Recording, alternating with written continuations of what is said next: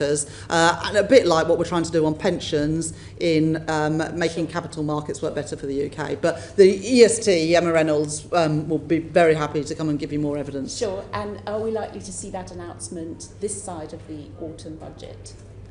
I'm not going to give a timetable for that at the moment, Dame Harriet, but you know it is something that look, I want to say that I do recognise the importance of cash for a lot of people. You know, already you can save in a savings account, you know, and some of that is tax free. The interest on that is tax free, and also we've got the ICE limits, but I do want to look at the balance because I think sometimes it's a disservice to people saving. You know, if you think about the inflation we've experienced over the last few years, you've actually seen an erosion in the value of your savings in real terms. I can see so exactly why you're approaching this, but I just wondered if that was something imminent or something you'd have to wait. We don't want to rush it because we want to make sure that we understand people's different needs, but I do think that reform would be worthwhile, and that's what we're looking at the moment. And then just a technical question, if I may, for Mr. McFarlane, because we, in the Treasury document, there's a lot of scoring of savings from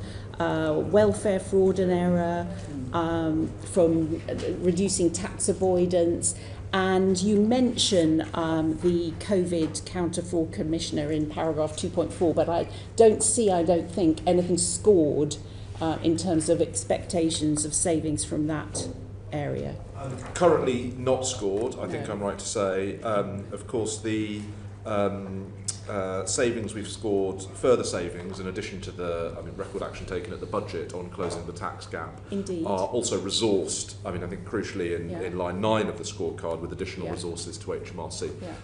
So I will double check there isn't a sort of something I'm missing on the COVID counter-fraud commission. If you could let the committee know if they've saved anything or what they've a lot of it was what they're expected to save. A lot of it was already going through the court process anyway.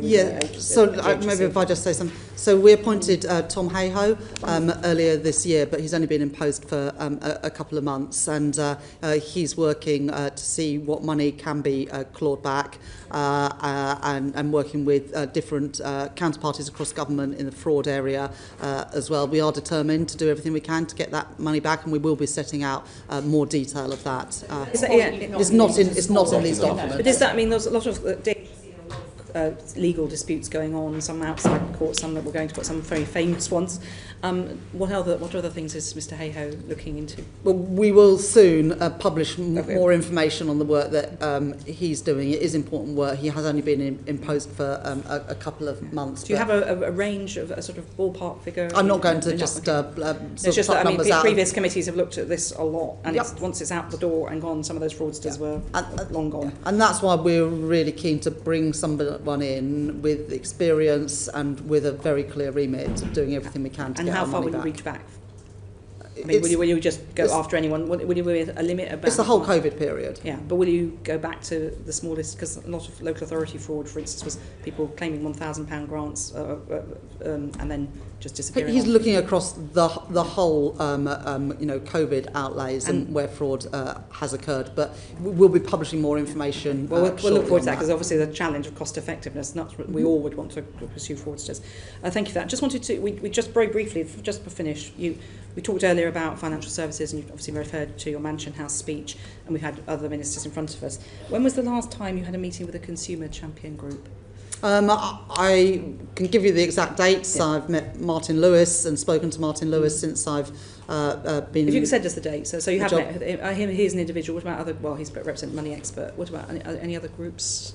We can send you details of different people that we've met.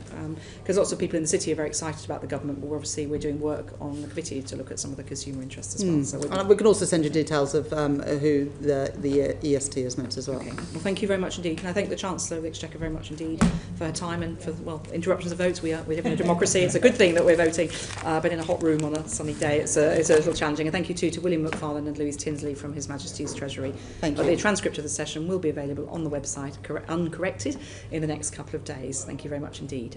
Order.